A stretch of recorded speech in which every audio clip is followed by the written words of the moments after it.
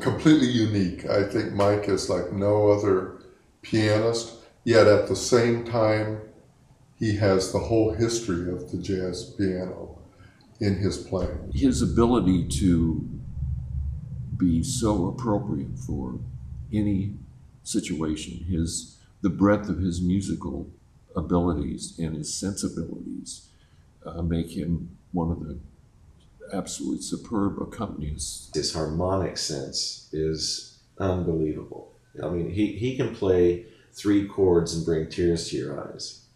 And, you know, not schmaltzy, no, I'm not talking about, I'm talking about go right to your heart and nail an emotion. And Mike can do that. And there are very few piano players that can do that. I think Bill Evans was one that could do that.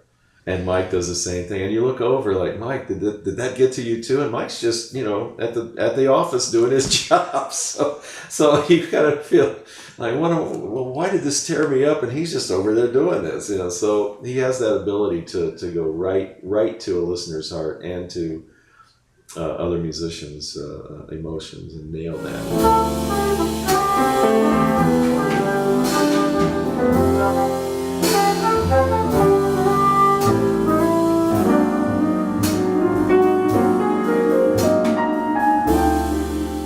And certainly Bill Evans had a beautiful touch as well, and Art Tatum did.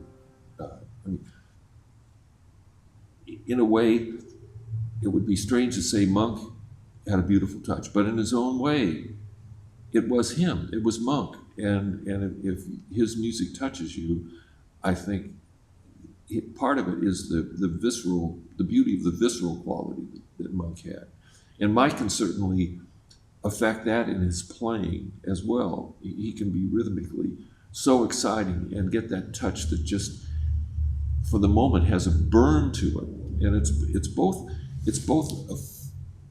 a physical input and where he is rhythmically in the moment.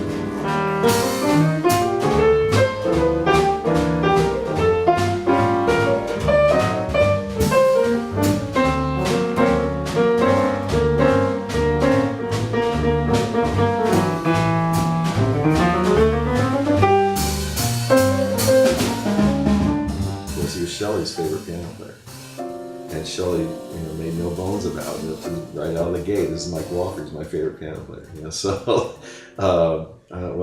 that further solidifies in my book how great he is. If Shelly loves him that much. So, we got to play together later on, and I just noticed that without trying to or meaning to, I had Shelly-isms going through my head musically while I was playing with Mike, and he commented on that after we played.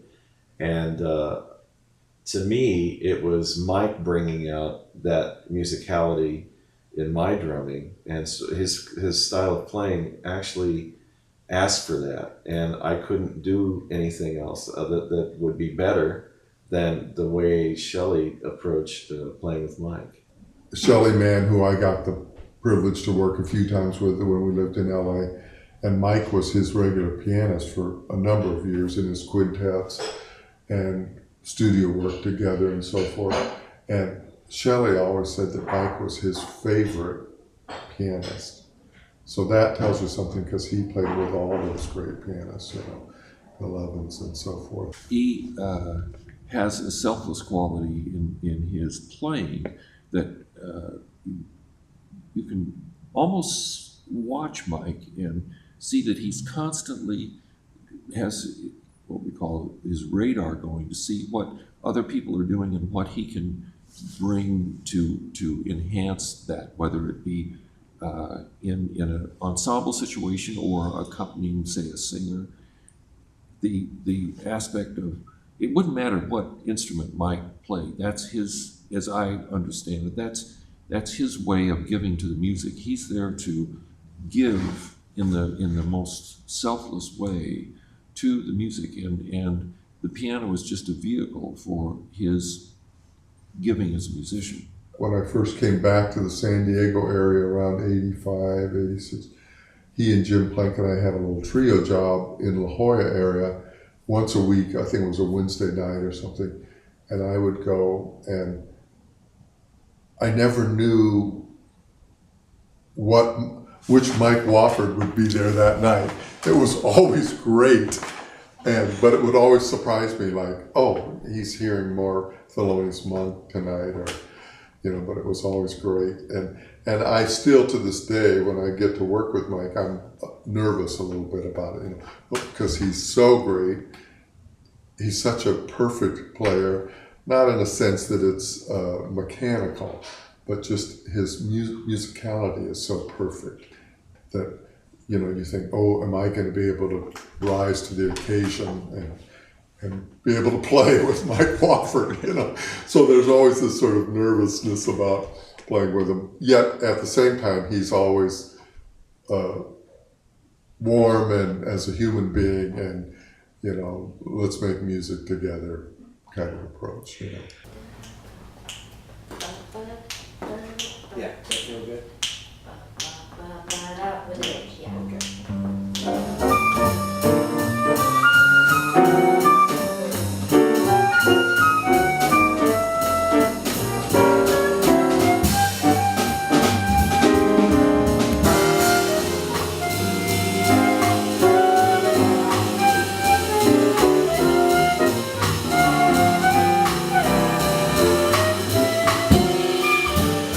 I remember being on some road trips, and we'd be riding on a plane together, and I'm reading a baseball book. Now, Mike loves baseball too. I mean, his spectrum is broad, but I'm reading about Sandy Koufax or something, and I look over and he's reading quantum physics, and I go, oh, Mike, what?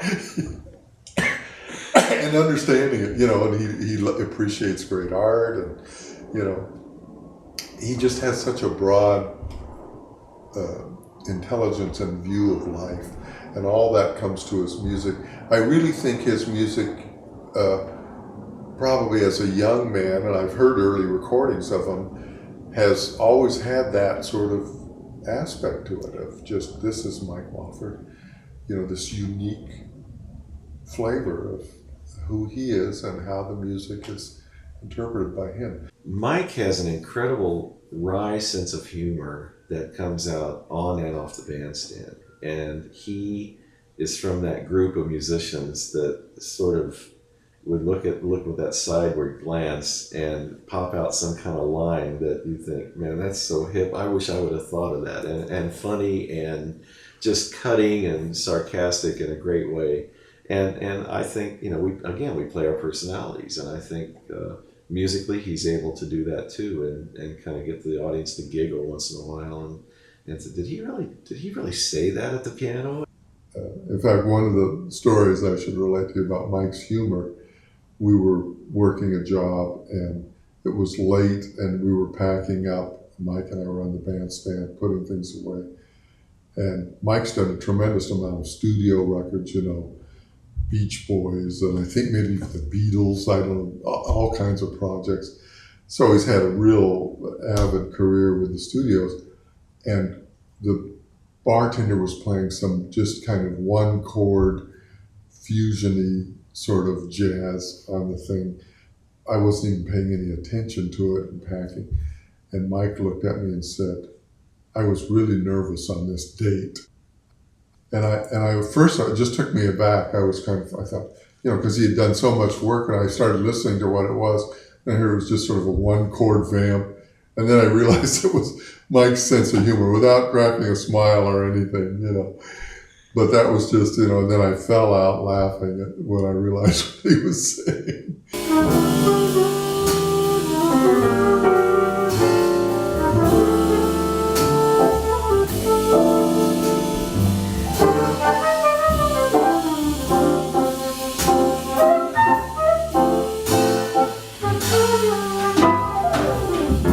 His technique, of course, is Mike Wofford's technique. It's not in the way.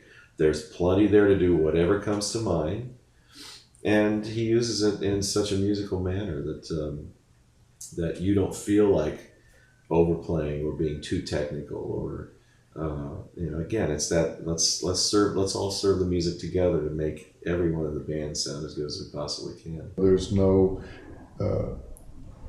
look at me, I'm playing, how great. It's just all about the essence of the music. What is the music saying? And that's where his place comes from. And like you brought out, Johnson, it's rare that we can get beyond that, who we are and our own egos and our own insecurities. Oh, I better play something, fancy here. And, there's none of that ever. As long as I've known him, he's never had it. It's just the most mature, sophisticated approach to music that there could be. It's the goal for all the rest of us. I think all great musicians, the instrument is a very secondary aspect to their musical personality.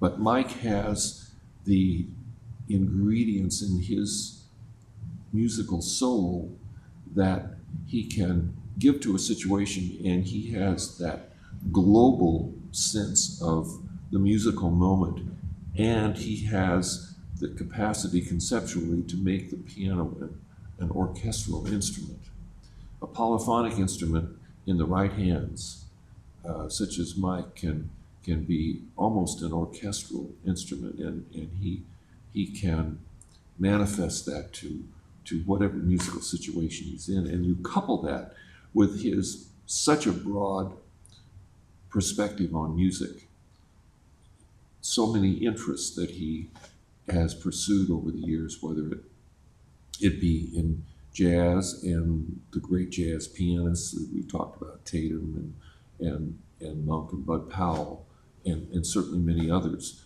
And then his interest in classical music, his interest in all kinds of music, whether it be, as you mentioned a little earlier, bringing up the Albert Ayler subject with him at one point. You just never know what Mike might bring to a musical situation, because he has so many interests, and they're all very, very well founded in his understanding of things. It's always been about what's the music about. And if it was in a studio date and it was some period sort of thing, Mike played right out of that period, it's easy to sometimes get carried away, and I've done it on studio dates where I was thinking just about playing in the and not really saying, well, what is this being used for? And but Mike always had that really clear picture of, oh, this is going to be a 1940s scene walking on a street, So his music would come from that place. But that does come out in his playing sense of humor, and I think it's valid. I think it's really important. We are in the entertainment business, We are not in a practice room woodshedding just what we want to hear. This is the entertainment business, and so, you can kind of bring the audience to what you have in mind musically, and I think Mike does a great job of that. If the audience is willing to come on in and listen, and not be mesmerized by technique or flashy showmanship, or not that Mike can't do it. He chooses not to, and I think he'd like to invite you into his world at the piano instead of say, here's my thing, I'm going to put it in your face, and here it is, folks. Do I get the cover of Downbeat next month? He just doesn't have that in him, and I'm grateful he doesn't.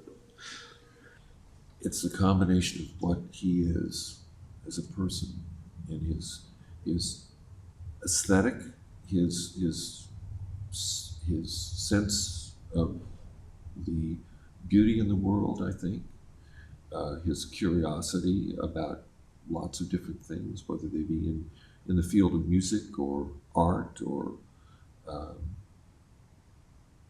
language, politics. All of those things contribute. And also, I don't think Mike has ever been one to necessarily look back. He's always looking forward. He's remember one time he said, it's the last few years, he said he had just gotten a complete Bartok quartets that he said I don't remember, he said he had not listened to them that carefully over the years, but it was something that had caught his attention, at least at that point. And I thought, yeah, that's Mike. It's a sense, I think, of all great musicians who are always trying to, well, it's the old story. The more you find out, the more you find out, the less you know. To me, he's in the top echelon, you name it, 40, 50, you pick the 40, 50 great pianists ever in jazz history, and Mike, for me, is in that category.